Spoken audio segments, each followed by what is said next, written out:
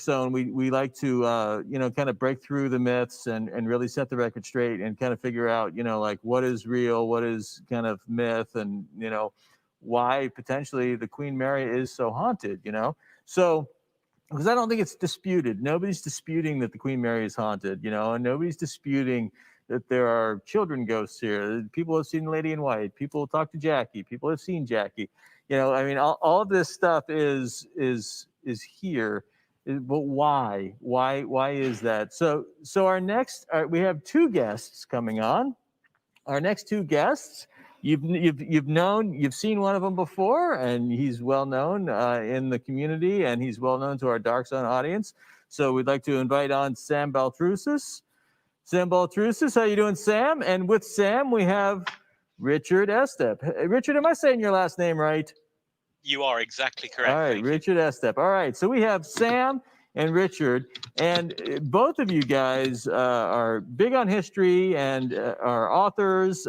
Sam, I think Sam has written every single book that there is out there in the paranormal, right? Sam is, what is your latest, Sam? What is your latest book?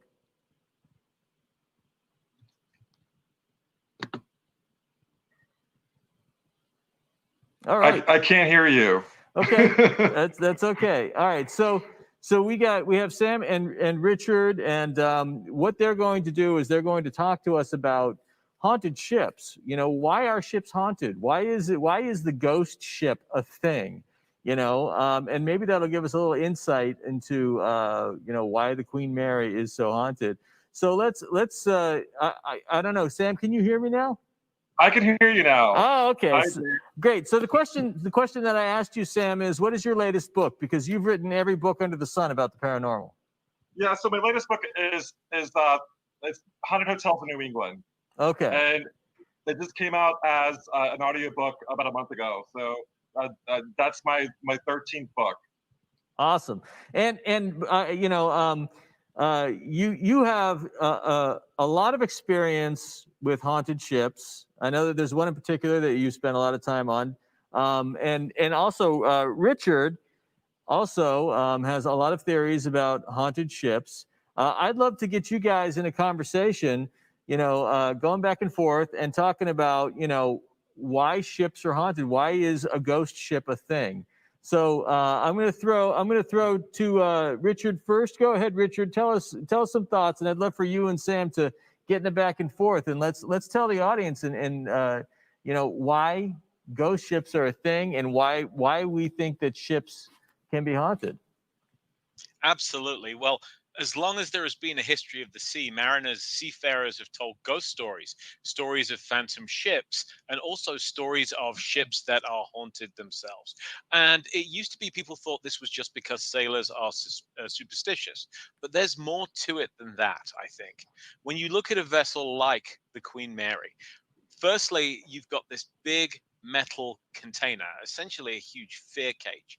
You have this extensive history. The ship has seen generations come and go over the years. It has seen tens, if not hundreds of thousands of passengers, and continues to do so today, at least when we're not dealing with a pandemic. And so you have countless lives that come and go, that walk the hallways, that stay in the cabins, and they bring all the drama that human life does to what is essentially a fairly small stage. Even though it's a big ship, you have a lot of people, a lot of emotion packed into this relatively small space. And that's before we get to the theories of water and paranormal activity. Right, Sam? Absolutely, Richard. And, to kind of add on to that, the Queen Mary also is a hotel, which is what I specialize in. And, so you have an enormous amount of people coming in the Queen Mary when it's not a pandemic, coupled with the fact that it had 60,000 people over its years until its last sale in 1967. So that's going to leave a psychic imprint on that ship specifically. Now, I do think that water does amplify the hauntings on these vessels. I also think that in some cases you can't actually light a fire. So you can't do a proper smudging, which is the case on the ship that I know very well, which is the USS Salem in Quincy, Massachusetts. So if there are spirits and if there are, say, like elementals or negative spirits, you can't do a proper smudging to get rid of them. Exactly, right. I'm curious about, the water element. Richard, can you expand on that? Absolutely. I mean, it's long been a part of folklore before there was ever any serious paranormal research that supposedly spirits had this attraction to water. And ever since the golden age of paranormal research began in the late 19th century, researchers have noticed that there seems to be increased ghostly activity either around large bodies of water or flowing water, such as streams and rivers. And of course, where are you going to find more of that than an ocean going vessel like the Queen Mary? Even though she's now still moored, she is still a seagoing ship, right? She sits in the water. Right. Craig, you guys, if you saw the history package, you saw Craig Owens talking about, the stories of paranormal activity on the Queen Mary go back to the 50s when she was actually still in service. She was still an ocean liner, and I've always found that kind of, the main question. And this was something that Craig said to me that did not make it into the edit, into the cut, but he said, it's kind of the smoking gun when it comes to these very haunted locations, these kind of internationally known haunted locations that are also tourist kind of traps and so forth. It's like, when did the stories start, right? So, if the story started when you said, "Hey, one day, you know what, I want this to be a hotel," oh, it's haunted, So, but the stories actually go back. So, in terms of a ship, do you think it's just the volume of people that were on and off of it, the impressions that made in conjunction with, the water element, in conjunction with the fact that it's basically a giant antenna, all of that, does all of that play into how a ship like the Queen Mary can get haunted? Plus, there are tragedies that are associated with it, but as we will find out over the course of these 4 days, there's also something to the idea that not only are there tragedies associated with the ship, but there's a lot of joy, there's a lot of life, there's a lot of fun, there's a lot of emotion. People, met loved ones here, they got married, they had their dances, and there was a lot of festive activity going on. And so maybe it's not all about tragedy. Maybe there's some, a lot of big positive emotion that plays into imprints, that can create hauntings. What are your That thoughts on that? that's a very astute observation. And also, I would add that when it comes down to a ship or even a hotel, as I'm sure Sam will agree, notice that they seem to take on an identity of their own. We refer to sailing ships as she, and not just because it has a female's name. Sailors typically do invest their vessels with some kind of identity. They'll say that they have their own characteristics and quirks. And I've often wondered if a vessel like the Queen Mary might have a personality. Is it possible that the ship has developed an identity of its own? Is it possible that the ship can be irritated, or can it be happy, or experience some kind of mood? Certainly when I gave tours at the Stanley Hotel in Estes Park, we thought of the hotel as being a she, and there were many similarities between the two locations. Sam, your thoughts? Yeah, so I think it's really interesting the fact that the Queen Mary also has a haunted attraction in October. And also, the U.S. Salem in Quincy, Massachusetts also has a haunted attraction in October as well. And in my opinion, that is what I call that haunting the haunted. So you have a haunted location that's traditionally haunted, and you put a haunted attraction on a vessel or a location like Asylum 49, Richard, which you know very well, or a hotel, and that's going to amplify the hauntings at the location, coupled with the fact that it's on water, which also amplifies the hauntings. And you have a perfect storm of a very haunted vessel. Well, it's interesting. You guys have your specialties, right? I didn't get into with the audience yet, Richard, kind of what your background is. But you've done a lot of stuff for TV shows on the paranormal, and one of your like Paranormal 911, Paranormal Night Shift. You've done a lot of stuff, haunted hospitals, but the hospital angle is kind of one of your specialties, right? So here you have, and for Sam, for you, you just said that one of your specialties is the haunted hotel thing.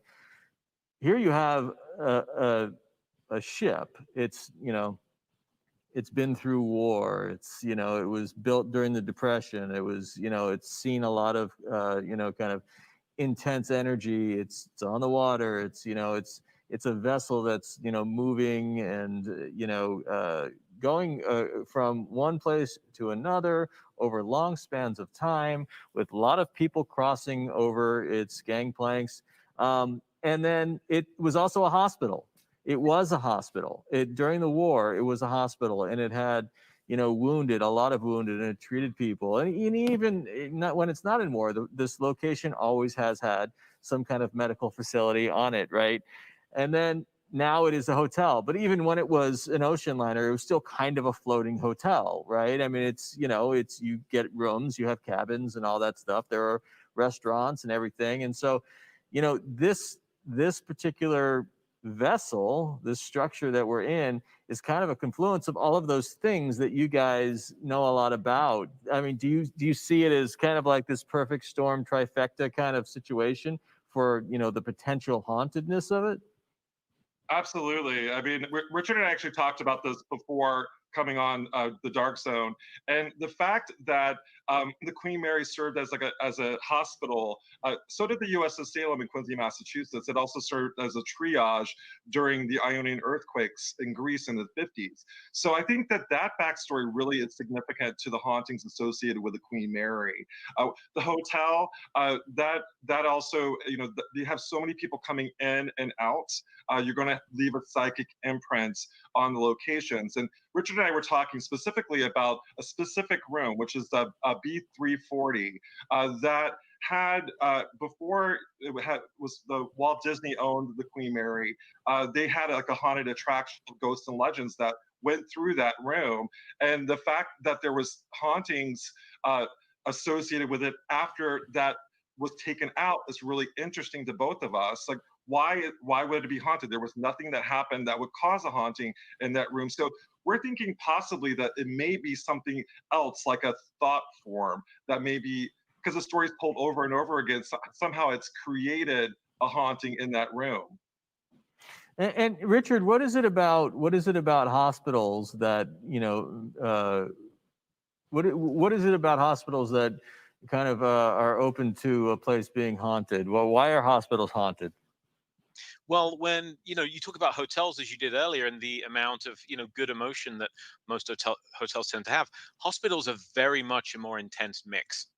If you look at your average hospital, in the emergency department, you have people who are terrified. Some of them are dying. They're in great pain. They're dealing with some kind of crisis, and the staff are moving with a sense of great urgency. And sometimes they're literally fighting to bring people back from the jaws of death. And then you would have the obstetrics wing, where babies are being delivered and immense joy as new families are coming together for the first time ever. New life comes into the world. And, that's a whole lot of very positive and negative emotion in one building, sometimes not that far away. And then you have this whole spectrum of, you have illness, you have healing, you have hopes, you have fears. And it's been my experience that wherever one tends to find emotion, one tends to find ghosts. And the stronger the emotion, the stronger the paranormal activity, whether it's good or bad. Gotcha. And then Sam, to you, that was very specifically hospitals. What about hotels? And because we've got these different aspects of the Queen Mary. With hotels, it's a little different than hospitals, and it's interesting because it's both a hotel and a hospital, or has a backstory of both. So with hotels, people who stay at the hotels, whether it's good or bad, leave a little piece of themselves at the hotel. So make sure you tip your housekeeper. But yeah, they leave an imprint at the location, and you'll see a lot of residual hauntings at hotels, and not necessarily intelligent, because of that. So it's the sheer numbers of people coming in, and the fact that this was a working vessel and carried more than 60,000 people back and forth to the UK is very significant as well. And I just think that the fact that there's things that do psychically imprint. And I just want to reinforce, it doesn't have to be negative. It doesn't have to be like a murder or a death. It can be something like a marriage, or giving birth to a child. Could they leave a positive thing in the hotel? So I find that the hotel hauntings tend to be a little bit more positive versus, say, a hospital haunting. I don't think there's a lot. When you're at a hospital, you don't necessarily have good memories of being at a hospital. So I think that definitely is night and day when it comes to types of hauntings. But I would say when it comes to hotels specifically, it would be more residual in nature. Sam, I wanted to ask you. You brought up the Salem. What kind of paranormal activity do you find on a ship like that? Well, that's a great question. So if you look at the USS Salem specifically, there's a lot of hauntings, of course, of sailors, because the sailors were on the ship, and I would say the sailors would be residual in nature. But you also have women and children. And why would you have women and children if it was a vessel for sailors, a Navy vessel? Well, during the Ionian earthquake in 1953, it served as a triage vessel, and it brought in a lot of women who gave birth during the trauma, which left a psychic imprint. So you have women spirits screaming, get it out, which psychically imprinted itself at the location. You hear women, like a blood curdling scream from a woman on the ship, and it's coming from the medical area. So that's the types of hauntings that are there. Now, getting back to the water element of it, I think it's very significant with the types of hauntings associated with it, coupled with the fact that there was a haunted attraction that kind of fed the energy to a thought form, or maybe to something that would be elemental in nature. So when the investigators investigate the Queen Mary, I would say that there's a potential of having an elemental. Now, what is an elemental? It's neither good nor bad. It's not a demon. It's something that kind of protects the ship. And kind of getting back to what Richard was saying about the soul of the Queen Mary, I think that it could present itself as elemental in nature. And in some cases, because it's a vessel on the water, you'll see like water sprites at these locations. And at the USS Salem in Quincy, Massachusetts, there is an elemental, I believe, or it could be just a really angry spirit that we call the Burning Man. And the Burning Man, I would say, is more of a fire elemental that is neither good nor bad, but protects the ship. And if you dishonor the ship or you bang on its walls, it will respond in a negative way. Gotcha. Okay, Richard. So aside from the Queen Mary, what is your other most favorite haunted ship? My favorite haunted ship, Besides other the than the Queen Queen Mary, yeah. Mary. Oh man, that's a tough one, isn't it? Um, I think that looking on both sides of the Atlantic, I've always wanted to investigate the USS Salem, and I've also always wanted to investigate a haunted aircraft carrier.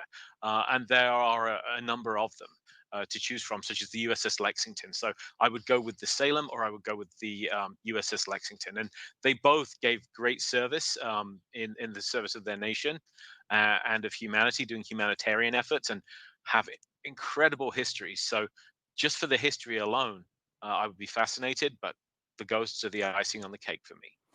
So Sam, kind of following up on the whole hotel angle.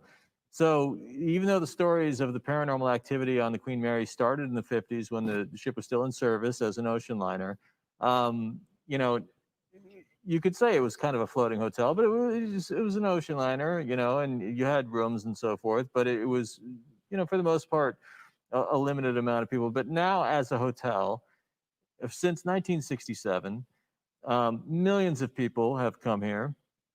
How much of the current activity do you think that we could pin on post-service, 1967 Long Beach human activity that is brought onto the ship? Well, much like the USS Salem, you have the original ghosts, and then you have the ghosts or the entities that were conjured on the vessel since then. Now, when I say conjured, it could be interdimensional being that was kind of brought in from another dimension and feeds off fear. It could be a thought form or a tulpa. So somehow someone created a spirit by telling a story over and over again. Specifically, what I referred to earlier with the room B340. When you tell stories over and over again, it can create a spirit or an entity or something that is not human. Well, I got to say, I think one of the things that I've always thought about, haunting, if I were to be a ghost at some point and I was going to haunt a location, it'd be a place that I'd want to be. I'd want to stay at because I love it so much. And that's one of the things that you hear about people who visit the ship or who have worked on the ship or who continue to work on the ship. They love it. There's something about the ship. And, when you talk to the Commodore Everett Horrod, he likes to say there's something about Mary, right? And there's something about this ship when you look at it and when you're in it, it's just the artwork, the living artwork that's here, the wood, the brass, the fixtures, the everything. It is like you're stepping into history. And if there were a place that like you worked at and you fell in love with it, and once you went, if you could stay there, maybe that is also what is happening here. And also to add on to that, because that's an excellent point, the Queen Mary gets a lot of visitors from paranormal enthusiasts. Not only is it an excellent hotel in its own right, but of course it's a lighthouse, for want of a better term, for people like us that are interested in paranormal events. The viewers of the Dark Zone, right? So if you think about that for a minute, we go to all kinds of different haunted locations throughout the year. Right now, I'm locked down at Malvern Manor in Iowa, for example, one of the most haunted former care homes in America. And throughout the year, as we travel, I do believe that people pick up phantom hitchhikers, for want of a better term. And there's strong evidence to suggest that those spirits, once they find somewhere more attractive to them than where, they can come in with a living person and choose to remain. And just as you said, what better place to remain for a while than the Queen Mary? Exactly. Sam, thoughts? I completely agree with Richard on this. Much like the Lizzie Borden bed and breakfast in Fall River, you're going to have hitchhikers that come in. So you have so many investigators coming in. The Queen Mary has been investigated over and over and over again. So people are going to bring in their baggage with them, whether it's attachments or spirits that are following them or attached to an object that may be brought in. So I do think that I definitely think that theory is very very plausible. And you asked earlier, why would there be more activity since 1967? Because they're not original ghosts. They're spirits that were brought in by other paranormal enthusiasts, investigators, people that come in with their own baggage. And that's also the case for the U.S. Asylum in Quincy, Massachusetts as well. So, Sam, have you been here? I forgot to ask you that. I actually have visited. I've gone on a tour, but this is before I was able to, before I was into the paranormal. As you know, Jay, I'm clairvoyant, and I will say that even back then, so it was about 20 years ago, or like 15 years ago, but picking up on the energy there, it's a very happy energy. It's a very positive energy, but I'm also picking up that there is something elemental in nature, kind of getting back to what I was saying earlier, almost like a jinn and this is me as a clairvoyant and not as an author or historian, like a jinn or something elemental in nature, neither good nor bad, but kind of like a protector of the ship. And so as the investigators go through the next 4 days, I would suspect that they may come across this inhuman entity. Well, it's interesting, and I've heard that from other people. But one of the things that Richard, I think you set up was, is it the ship herself, right? Is the ship speaking to people? Is the ship reaching out? Does the ship have her own identity now, and she is the biggest ghost here? That's an intriguing question, isn't it? And I'm hoping that over the next 4 days, the very skilled, seasoned investigators that you have at work can delve into that and perhaps provide us with some answers. All right, guys, that was awesome. Listen, Richard, I don't want to take anything away from you because I said that Sam has written all the paranormal books out there. You've written, I guess, half of all the other paranormal books. You've got 22 books under your belt, so you're an established and well-known paranormal author. And you can also see Richard, on a variety of shows. What is the most current one that you're doing?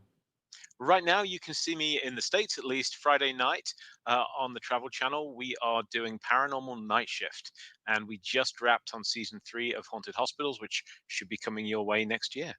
And Sam, tell us what your latest thing is.